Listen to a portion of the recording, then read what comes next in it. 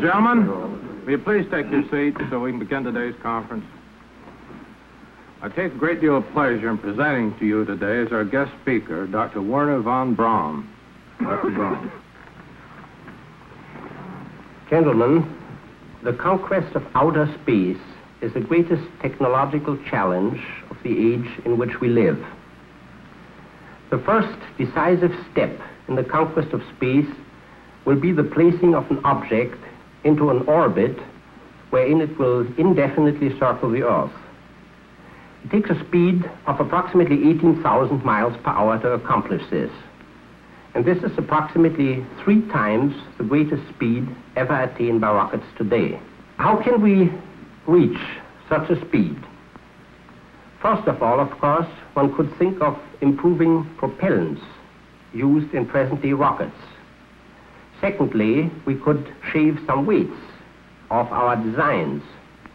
But with both these methods, it does not appear possible to gain more than approximately 40 or 50% of the speeds that rockets reach today.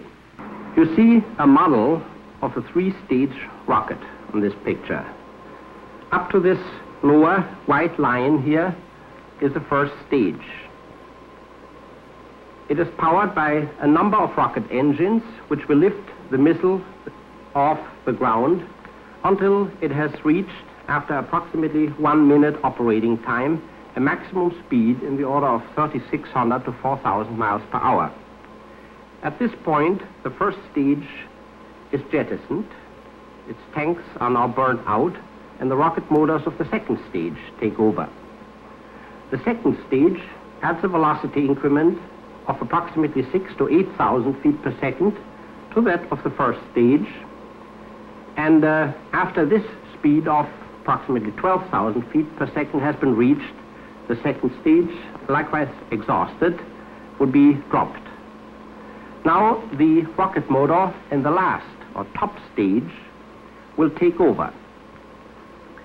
This top stage will now forge ahead at an initial speed of approximately 12,000 miles per hour until the final orbital speed of 18,000 miles has been reached.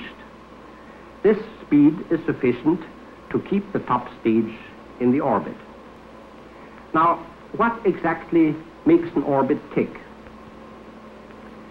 Imagine you put a gun on top of a mountain and fire it in horizontal direction. The gravitational pull of the Earth will pull the bullet down towards the ground, and after having traveled a certain distance, the bullet will finally strike the ground. Now, as we increase the muzzle velocity, the bullet will travel farther.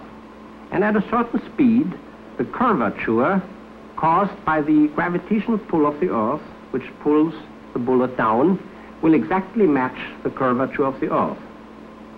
The bullet will then keep on flying around the Earth and will fall and fall, never being able to reach the surface of the Earth until it finally hits the breech of the gun from the rear.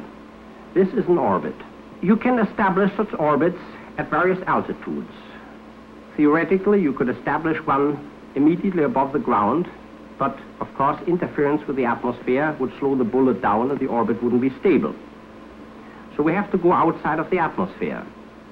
But once we are outside of the atmosphere, we have a free choice of any altitude we want. And the higher we go, the slower will be the velocity required to balance the gravitational pull of the Earth. For it is the centrifugal force in the curved orbit that cancels the gravitational pull of the Earth and keeps the object in its stable orbit. Here we have replaced the top stage of the rocket by a winged airplane type stage which would carry personnel to the orbit. This winged top stage would attain the same orbital conditions as the non-winged version that you saw on the previous slide, but with the help of these wings, the top stage would be able to return to the Earth. The rocket would then go into an elliptic orbit, which after going halfway around the Earth would reach an apogee, whose altitude depends only on the excess velocity over circular orbital speed that we had at the moment of cutoff. We allow the rocket to continue through this elliptical trajectory. It would go back to the perigee, the lowest point, which was identical with the cutoff point of the last stage and would stay in such an elliptic orbit again forever. Now, when I say forever, I have to qualify this. Every time the rocket would go through the perigee, only 60 miles up, it would be retarded slightly by the aerodynamic drag caused by the traces of the atmosphere that are still found at that altitude. So every time it would go through the perigee, it would lose a little bit of that excess speed, and as a result, the next apogee would be somewhat lower. And this gradual loss in excess speed would gradually lead to a conversion of the elliptic orbit into a circular orbit 60 miles up. And after this has been accomplished, the ship would be subjected to atmospheric drag throughout the entire flight around the Earth, and from then on, of course, it would lose speed rather rapidly. But with the help of the wings, it would be able to land again. If it had no wings, it would descend into the deeper atmosphere, ultimately burn up and crash. One of the most important tasks in preparing a crew for such rocket ships will be to make this crew work as a team under these harsh acceleration conditions. The tool to train teams for this condition is the centrifuge. Now, centrifuge, like the one you see on this picture here, are in use in the armed forces to check people for their blackout limits. By adopting the same principle and just making the nacelle at the tip of that centrifuge larger, we can place an entire crew into the nacelle and train them as a team. This is shown here on the next picture. We have an entire replica of the passenger nacelle attached to the boom of the centrifuge. We can not only whirl it around and expose the men to acceleration, we can even rotate the nacelle as it swings around to simulate erratic flight conditions under which the crew must likewise take the necessary emergency measures. What causes weightlessness and when does it occur in rocket ships? You often hear that weightlessness is encountered only after a ship has left the gravitational field of the Earth. This is not true. Weightlessness in a rocket ship actually occurs the moment the engines are cut off and the ship is coasting freely and outside of the atmosphere through any trajectory, or an orbit for that matter. What causes weightlessness? Weight, as we know it, is actually the cause not only of gravity, but also of the floor on which we stand and which prevents us from freely following the pull of gravity. In other words, it always takes gravity and a rigid support to create the sensation of weight. As you withdraw that support and permit a body to freely follow the pull of gravity, that body is weightless. If you jump from a diving board into the water, you are weightless for a second or so until you hit the water. And if you are flying in a rocket ship that is not powered, your body is subjected to the same laws of motion that the ship is subjected to in which you travel. As a result, there can be no differential forces between you and the ship, and you will float freely within the cabin of the ship. What will happen when man is subjected to this condition? Well, we know that a man can eat and drink even in a horizontal position, and if you try it, you find that you can even eat upside down. Will the blood circulation be affected? Medical doctors think that it will not, because the most important factor in the blood circulation is the drag, the resistance of the blood in the veins and the arteries. And gravity plays only a minor part in it. Well, in fact, you can lie horizontally in your bed and you can get up and your heart circulation is hardly affected. But nobody knows today how extended weightlessness will affect people. Some doctors believe the most critical question will be the sense of equilibrium in the inner ear. There's a little pebble in the inner ear, both inner ears, called the otholites, which rests on some hairs, and on whichever hairs they rest is an indication this is down. If you move your head forwards, that pebble moves on another set of hairs, and you have a different indication of the plumb bob direction. Under weightless conditions, This pebble, of course, is disoriented and it simply floats without touching any hair, or may erratically touch a hair here and a hair there. And the question is, how will you react?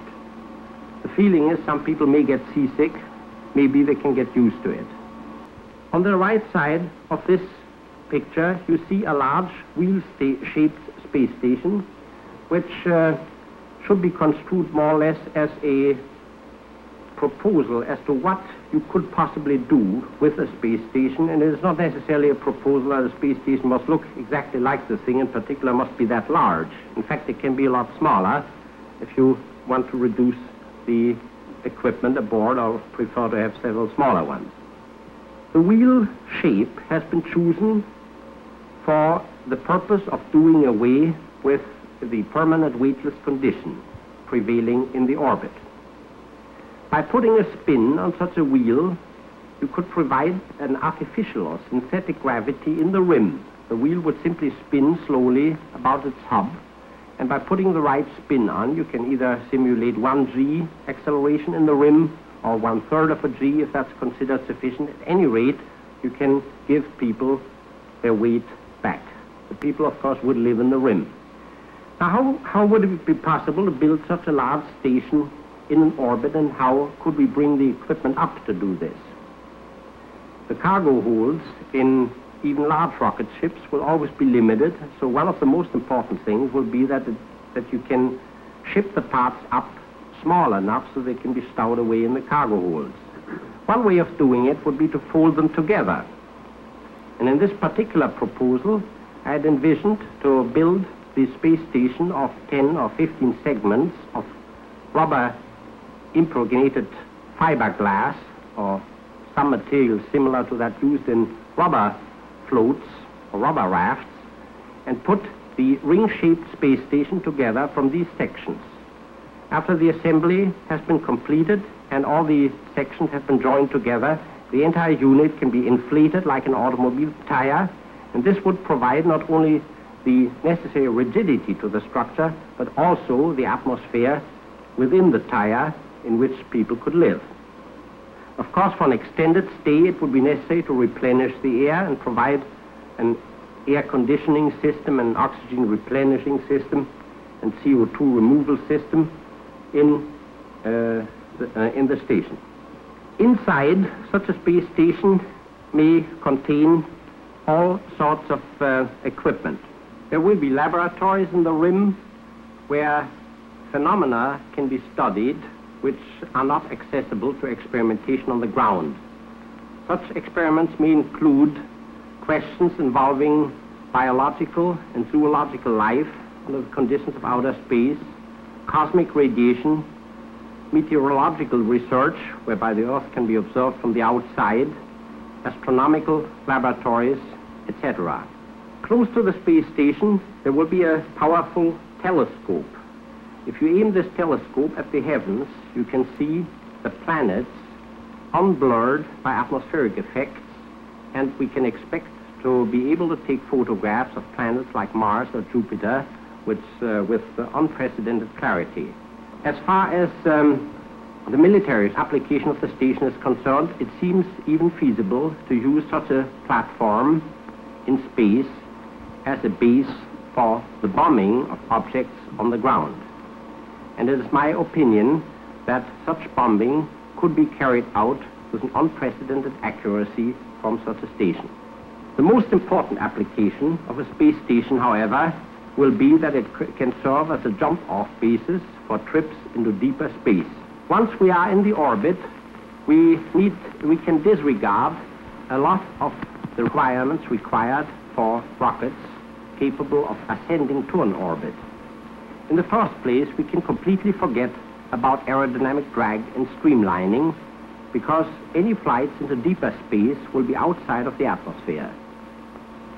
Secondly, once we have attained orbital flight, we can break away from such an orbit and go out into deeper space with very low thrust ratings. The reason for this is simple. The weight of any ship circling in the orbit is already sustained by the centrifugal force in the orbit. So any pound of thrust you apply to an orbiting object in the right direction will enhance the speed and therefore carry the object further away from the Earth. And such acceleration of deep spaceships can be carried out virtually with micro G's of acceleration. Of course, before we can fly people to the orbit, it would be necessary to provide ways and means of returning people. And it is my opinion that the return from an orbit is a task much more formidable than attainment of orbital flight itself. In other words, the problem of hurling a small object or even an instrumented object into a satellite orbit that is not Earth returnable is essentially a question of brute force. But to return people safely from an orbit is a question that involves all faculties of modern physical science. The reason for this is simple. We cannot afford to land a spaceship from an orbit by slowing it down from its orbital speed with propellants. The reason for this is easy to see. We have to destroy the same energy on the way down that we imparted on the object to bring it up there in the first place. This would mean we roughly would need the same amount of propellants to land a ship with rocket power alone than it was necessary to bring it up there.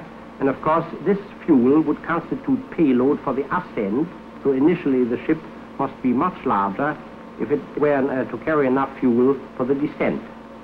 But there's a shortcut to this problem. If we depend on aerodynamic deceleration during the descent, we can put the atmosphere to use to slow us down again. But this means that the ship must re-enter the atmosphere at a speed comparable to the orbital speed of 18,000 miles per hour, and from this speed we must gradually slow the ship down again. And this creates a formidable aerodynamic heating problem. Of course, if we would descend at these high speeds directly into the deeper layers of the atmosphere, our ship would obviously burn up, and we wouldn't have a chance of building it sturdy enough and in such fashion that people could survive the trip. But if we equip the ship with wings, we can glide it out. We can retard the ship at very high altitudes where the density isn't high enough to create too much heat flux, and we simply radiate the heat out from the wings. The ship will still get pretty hot in the process, but we can keep it at the high altitudes provided our wings are large enough. Now this is the upper stage of an orbital ship as would be required to come down. The amazing thing about such Earth-returnable winged upper stages is that their landing speed would be extremely low. In fact, this ship would land at something like 60 miles an hour. It is not that we couldn't make it land faster, but we have to provide it with relatively large wings in order to be able to decelerate it at sufficiently high altitudes, so it is the heating problem that governs the wing size and not the landing speed. And when you figure it out, it so happens that the wing loading must be so low to achieve this that the landing speed of this empty can, with no fuels aboard and just the passenger aboard, would be so low that the landing speed is actually in the order of 60 miles an hour. This then would terminate the trip to the orbit. On the approach to the landing field, the ship would run out a tricycle landing gear and finally land on the strip like a normal airplane. Thank you.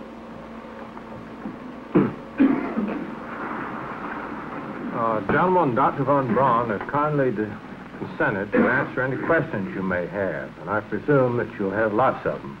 Commander Finn, do you have a question? Dr. von Braun, it has been said that you could bomb the Earth with extreme accuracy from a space satellite, say with guided missiles. Would you, within the classification, explain why it would be easier to bomb New York from a satellite than from, say, a plane or a land-launched guided missile? Let me make a little sketch to explain the problem. Suppose this here is the Earth, and this is an orbit around the Earth to which the space station is traveling in this direction. Now, if you fire a guided missile backwards from the space station, imparting upon it something like 400 meters per second, or approximately 1,000 feet per second, in the opposite direction, then the total speed of this missile will be 18,000 miles per hour minus that little velocity you imparted them from in the opposite direction. As a result, your guided missile will still go through an orbit, but this orbit will be an elliptical orbit. And you can choose a velocity here where this perigee point here just fringes the upper layers of the atmosphere.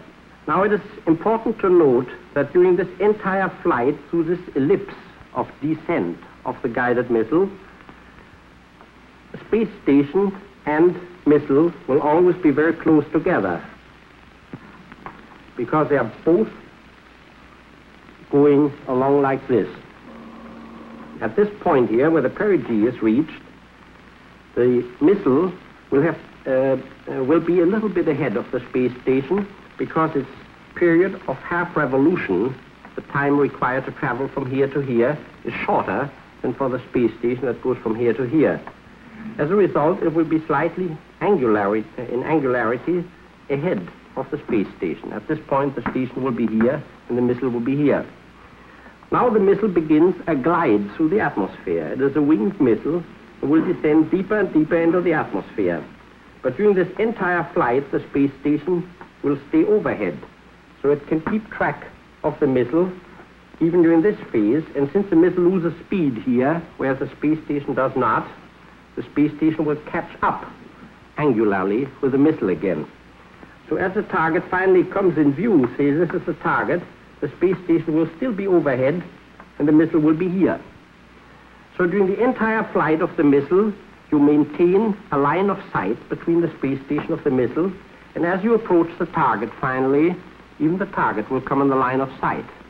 You can see the target and the missile simultaneously. The missile would carry a radar beacon, and either an optical telescope or a radar telescope can be bracketed at the target, and with a little computer in the space station, which would be comparable to a computer in an anti-aircraft missile, we can simply make these two lines of sight match at the moment of impact. Now, this is a method that cannot be used with intercontinental ballistic missiles. You never have the advantage of seeing the target. Here, you have that advantage. So it is even feasible to fire at moving targets, such as ships on the seas, by using this principle. And you need not know the geographic coordinates either, with which some of the people on the other side of the Iron Curtain do not publish, usually. So as long as you see the object and can keep track of your missile by means of a radar beacon, you can shoot at it, even if you don't know the exact location, and even if it's a moving target. Hope this answers your question. Commander Rogers? Doctor, what system of communications will be used in outer space? Do you mean communication between the Earth and the space platform? Yes, between the Earth and the space platform. Essentially radio. There's only one complication in this radio system that lies in the fact that the space station travels over a substantial portion of the Earth all the time, and you cannot communicate with any point on Earth all the time with the space station. It requires a whole network of radio stations on the ground, and only a few stations can be in contact with the station at one time.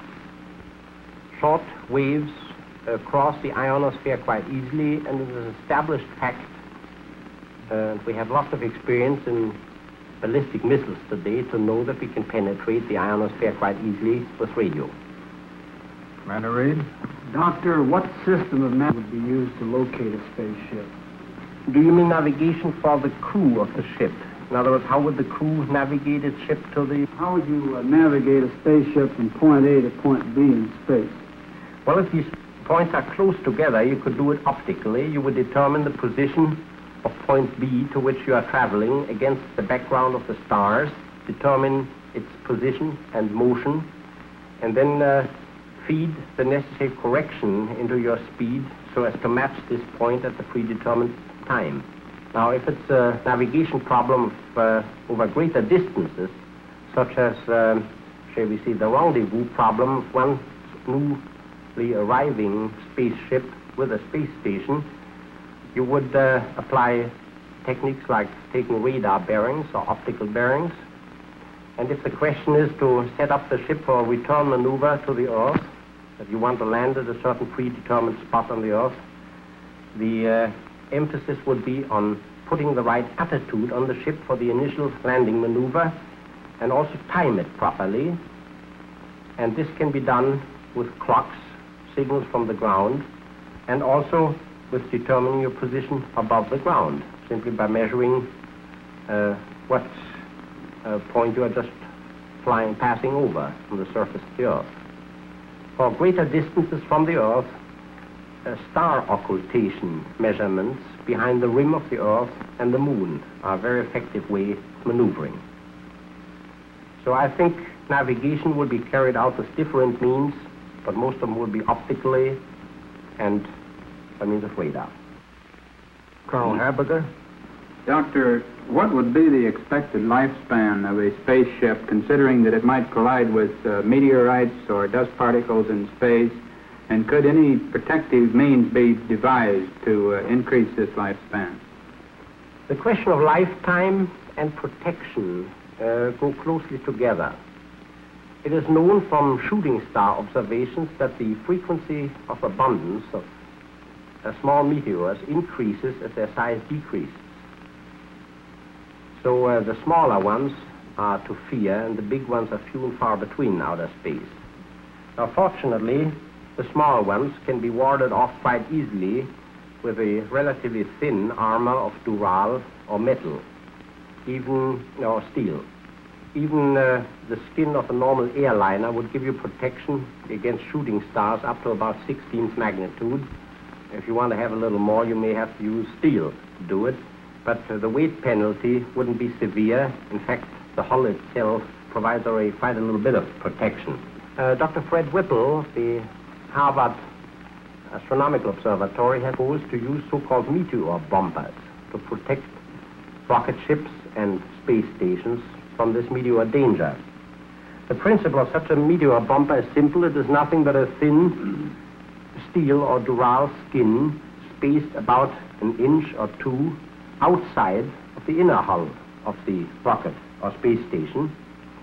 And the meteor impinging upon the surface would simply evaporate due to the impact, and it may put a little dent in the meteor bomber but not harm the surface underneath. If the meteor is large enough to penetrate this bomber, it will explode or rip quite a substantial hole into the thing, because the effect is very much that of a surface explosion on the metal, because all the kinetic energy is immediately transformed into heat. To answer your question of lifetime, we think we can provide protection without an undue weight penalty, shooting stars up to about 12th or maybe 14th magnitude, which still means tiny little particles not larger than a grain of salt. But those are the ones really to fear. With such a protection, it is possible to protect a ship or space station for a period of, say, 5 or 10 years. That is, of course, a statistical figure. It means the likelihood of a penetration would be one penetration in 5 or 10 years. You can easily step this up to 10 years or 100 years or 1,000 years by just providing slightly more material on the meteor bomber. So I think this is not nearly as tricky a problem as the protection of pressurized bombing planes against bullets. Colonel White? Doctor, my question has to do with velocities in space. From what I have read and what I have gathered from your discussion here today, I have formulated an opinion that theoretically there is no limit to the speed that man can reach in space. Would you care to comment on this, sir? As far as rockets are concerned, and they are probably the only conceivable vehicles to build up very great speeds in outer space, there is no practical, no theoretical limit in sight. There's a very definite practical limitation set by the amount of fuel that such a rocket can carry. And it's one of the reasons that the first endeavor will be concentrated upon putting something into an orbit